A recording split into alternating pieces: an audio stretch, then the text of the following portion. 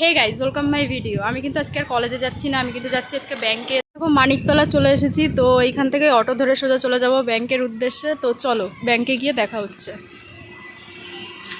এই যে আমি কিন্তু অটোতে উঠে পড়েছি, অটোতে উঠে কিন্তু সোজা চলে যাচ্ছিলাম ব্যাংকের উদ্দেশ্যে। আজকে কিন্তু আর সাইকেল নিয়ে যাচ্ছি না, আজকে অটোতে করেই যাচ্ছি। আজকে কিন্তু ব্যাংকে যাচ্ছি আমি একটা মানে অনেকটা টাকা তুলতে যাচ্ছি। আজকে প্রায় 50,000-এর মতো টাকা তুলবো, তো তার জন্যই কিন্তু ব্যাংকে চলে গেছিলাম।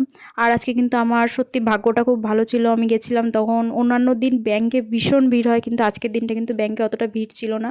তারপর কিন্তু আমি ভিতরে ঢুকে ফর্মটা ফিল আপ করে যে বসেছিলাম, বেশ কয়েকজন ছিল, ওই 5-6 জনের মতো ছিল, বেশি ছিল না। তারপর এই যে আমি কিন্তু বসেছিলাম কিছুক্ষণ অপেক্ষা করার পর। তারপরে গাইস কিন্তু আমি যে টাকা নিয়ে বাড়ি চলে এসেছিলাম, বাড়ি চলে এসে কিন্তু টাকাগুলোকে গুনে নিয়েছিলাম ভালোভাবে।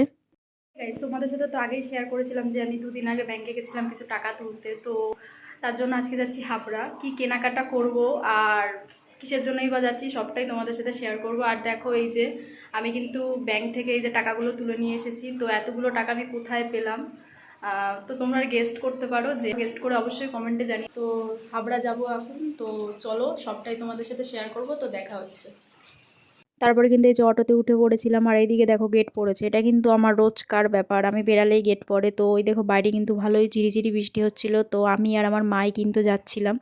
আজকে কিন্তু আমার কাছে একটা বিশাল বড় দিন, আমি এক্সপ্লেন করতে পারবো না যে আমার মানে কত দিনের কষ্টের টাকা এগুলো। মানে আমি 2 বছর টিউশনি পড়িয়ে তারপরে এই টাকাগুলোকে জোগাড় করেছি, বিকজ আমার একটা ইচ্ছে ছিল, সেই ইচ্ছেটা পূরণ করতেই যাচ্ছি। তো তোমরা যদি জানতে চাও অবশ্যই পুরো ভিডিওটা দেখো। তারপরে এই যে কিন্তু আমি একটা সোনার দোকানে চলে এসেছিলাম। হ্যাঁ, আমার কিন্তু এটা কিন্তু একটা ইচ্ছে ছিল, মানে ভীষণ বড় ইচ্ছে ছিল যে আমি একদিনকার টাকা জমিয়ে নিজের টাকায় কিছু কিনবো। তো তার জন্যই কিন্তু সোনার দোকানে গেছিলাম। আর এটা কিন্তু আমার ইনকামের ফার্স্ট কিছু, সত্যি কথা মানে কি বলবো, বলে ভাষায় বলে বোঝানো যাবে না। অনেক মানুষ অনেক ডিমোটিভেট করে লাইফে, বাট এগিয়ে যাওয়ার নামই হচ্ছে জীবন। তারপর এই দেখো আমি কিন্তু একটা সোনার চেন কিনেছিলাম, যেটার দাম নিয়েছিল 50,000। এই প্রথমবার কিন্তু আমার নামে একটা বিল হচ্ছিল, এত বড় বিল, আর কিন্তু পুরো টাকাটাই আমি দিয়েছিলাম। তো কি বলবো আর তোমাদের, কিন্তু আমি কিন্তু খুবই খুশি ছিলাম, আমার কিন্তু খুবই পছন্দ হয়েছিল। তো তারপর অ্যাট লাস্ট আমি টাকাটা পেমেন্ট করলাম। পেমেন্ট করার পরে তারপর আমার যে চেনটা, সেই চেনটা আমি ভালোভাবে দেখে নিয়ে এসেছিলাম। আর চেনটার সাথে কিন্তু একটা লকেটও নিয়েছিলাম। তো এই যে আমাকে কিন্তু ব্যাগটা দিয়ে দিল। তারপর কিন্তু আমি বাড়ির উদ্দেশ্যে চলে যাব।